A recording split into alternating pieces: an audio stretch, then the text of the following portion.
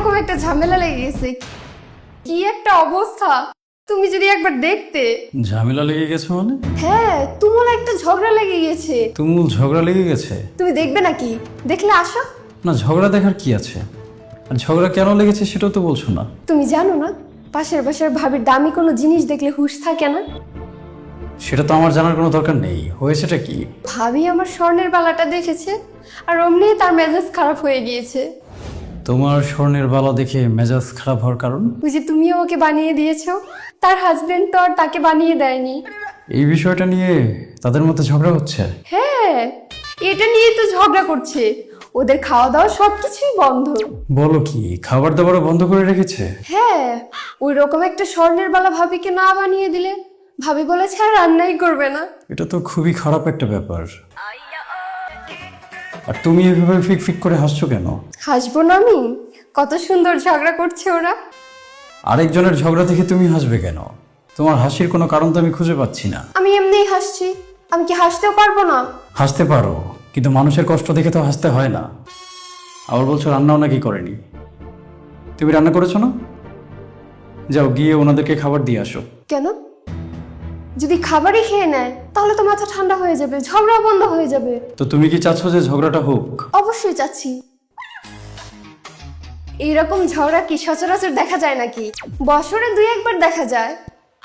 হ্যাঁ, বছরে 2-1বার দেখা যায়, কিন্তু বছরে 2-1বার দেখার দরকারটা কি? দেখার জন্য পৃথিবীতে এত ভালো ভালো জিনিস থাকতে তোমার ঝগড়া কেন দেখতে হবে? মানুষের অশান্তি দেখে এভাবে হাসাহাসি করার কোনো মানে হয়? ওনাদের মধ্যে আজকে অশান্তি হচ্ছে, যদি তোমার আর আমার মধ্যে ঝগড়া হয় আর সেটা দেখে পাশের বাসার ভাবে হাসে, তখন কেমন লাগবে? তোমার আর আমার মধ্যে তো অশান্তি হবেই না। কেন হবে না? কেন? কারণ আমি তোমার কাছে আজাইরা কোনো কিছু আবদারই করবো না। হ্যাঁ ঠিক আছে, কিন্তু আবদার করার বিষয়টা ছাড়া অন্য কোনো বিষয়ও তো হতে পারে। না, তুমি আমাকে যেটা বলবো আমি তো সেটাই শুনবো, তাহলে ঝগড়া হবে কিভাবে? হ্যাঁ ঠিক আছে, বুঝতে পেরেছি। ঝগড়াও তো হয় না আমাদের মাঝে। তুমি কি করে বুঝবা ঝগড়ার কি জ্বালা? 1 মিনিট। আমি তো তোমাকে স্বর্ণের বালা বানিয়ে দিয়েছি 3 বছর আগে। তুমি স্বর্ণের বালা পেলে কোথায়? আর বুঝো না, সকালবেলা বসে বসে বোর হচ্ছিলাম, কি করব বুঝতে পারছিলাম না। হ্যাঁ, তারপর কি শয়তানিটা করলে? শয়তানি করিনি, কিন্তু আমার ওই পুরনো বালাটা ভাবিকে দেখিয়ে বলেছি, তুমি এটা আমাকে নতুন কিনে দিয়েছো। কি বলেছো? নতুন কিনে দিয়েছি এটা বলেছো? হ্যাঁ। তারপর কি হলো? যা হবার তাই হলো, ফাটাফাটি লেগে গেছে। তুমি কি শুনতে পাচ্ছ না?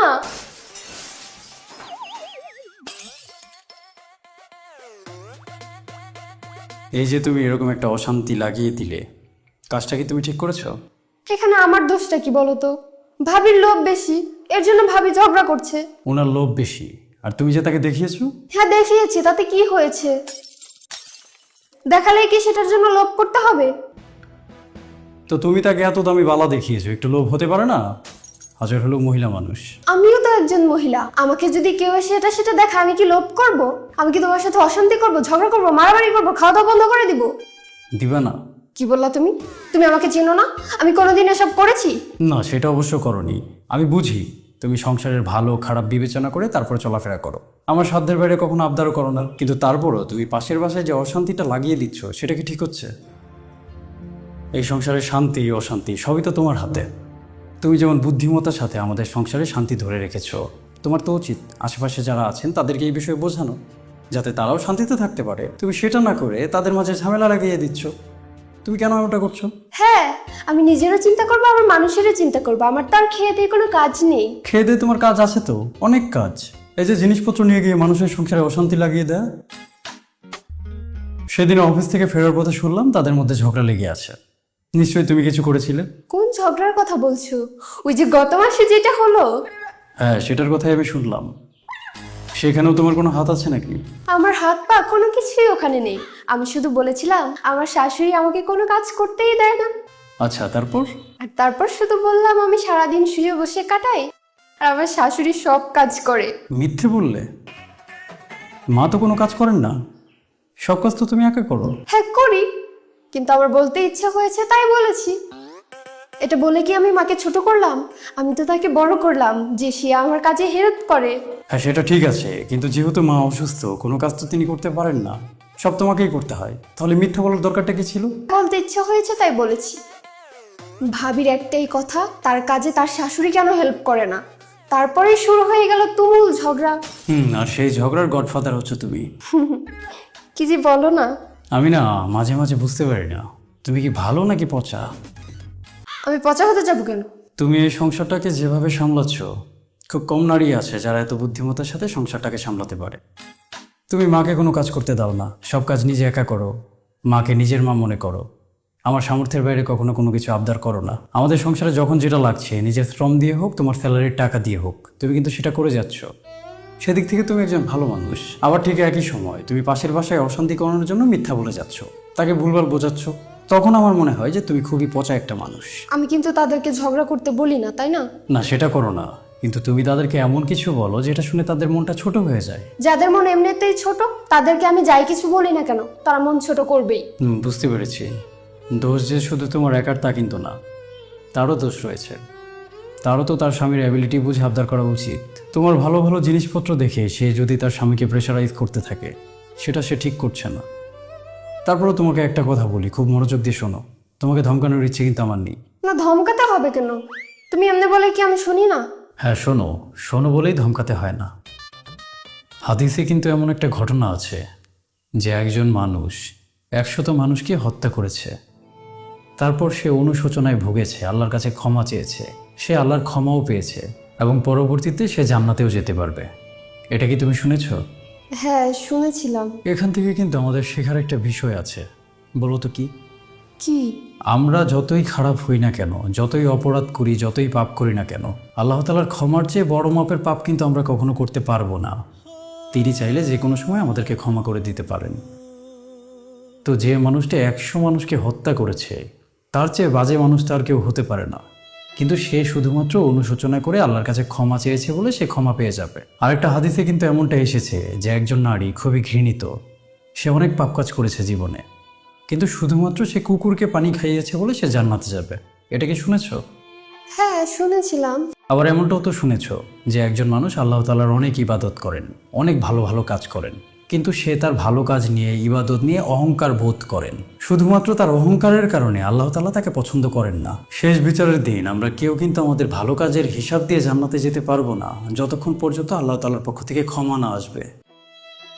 সুতরাং তোমার জীবনে তুমি যতই ভালো কাজ করো, যত নেক কাজ করো, যতই পুণ্য করো না কেন, সেটা নিয়ে অহংকার বোধ করার কিন্তু কোনো সুযোগ নেই।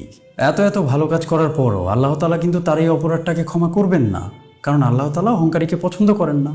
সুতরাং এই ক্ষেত্রে কিন্তু তার ভালো ভালো কাজগুলো ঢাকা পড়ে যাচ্ছে, ইভেন কোনো কাজেই আসছে না, যার কারণে সে হয়তোবা জান্নাতেও যেতে পারবে না। আল্লাহ ভালো জানেন সে কখন কোথায় কাকে নিবেন। এই বিষয়টা তো তুমি মানো। তাহলে তুমি মানুষ হিসেবে এত ভালো, আমাদের পরিবারের কত খেয়াল রাখো, তোমার সমস্ত দায়িত্ব পালন করো, কাউকে কখনো কষ্ট দাও না, এত ভালো গুণ থাকার পরও তোমার এই যে একটা খারাপ গুণ, মানুষের মাঝে ঝগড়া বাঁধিয়ে দেয়া, তারপর সেটা থেকে মজা নেয়া, এমনটাও তো হতে পারে তোমার শুধু এই একটা খারাপ গুণের কারণে তোমার সমস্ত ভালো গুণ ঢাকা পড়ে যাবে। তোমার এই দোষটাকে হয়তো তুমি দুষ্টুমির ছলে নিচ্ছ, ছোট মনে করছো, কিন্তু ব্যাপারটা এতটাও ছোট না। হয়তো শেষ বিচারের দিন তোমাকে এটার জন্যই জবাবদিহিতা করতে হবে। আমার মনে হয় কি, তোমার পাশের বাসার ভাবিকে আরও পজিটিভলি বোঝানো উচিত। তুমি তোমার হাজব্যান্ডের সাথে যেভাবে বিহেভ করো, তোমার শাশুড়ির সাথে তুমি যেভাবে বিহেভ করো, সেও যেন তার হাজব্যান্ড এবং শাশুড়ির সাথে একইভাবে বিহেভ করে। তাহলে তোমার সংসারে যেমন শান্তি আছে, তার সংসারে শান্তি ফিরে আসবে। তুমি যেমন আমার অ্যাবিলিটির বাইরে কখনো আবদার করো না, মাকে কোনো কাজ করতে দাও না, সব কাজ তুমি একাই করে ফেলো। মা কাজ করতে চাইলেও তুমি তাকে সেখানে হাত দিতে দাও না।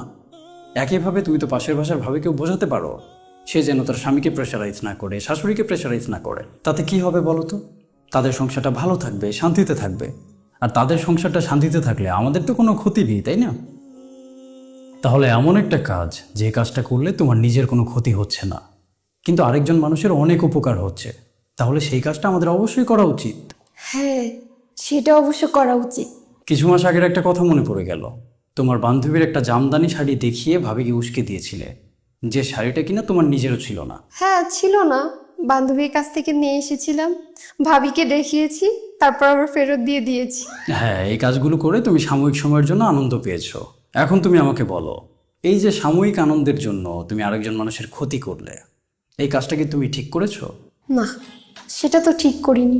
এমনও তো হতে পারে যে আমার এই সামান্য দুষ্টুমির জন্য সমস্ত ভালো কাজ ঢাকা পড়ে যাবে। এমনটাও হতে পারে এবং এমনটাই হবে, আমারও সেটাই মনে হয়। তুমি পারলে এখনই ভাবির কাছে যাও, গিয়ে তাকে বোঝাও সে যেন তার স্বামীর সাথে অশান্তি না করে। আর পারলে সাথে খাবার নিয়ে যাও, তাদের সবাইকে খাইয়ে এসো।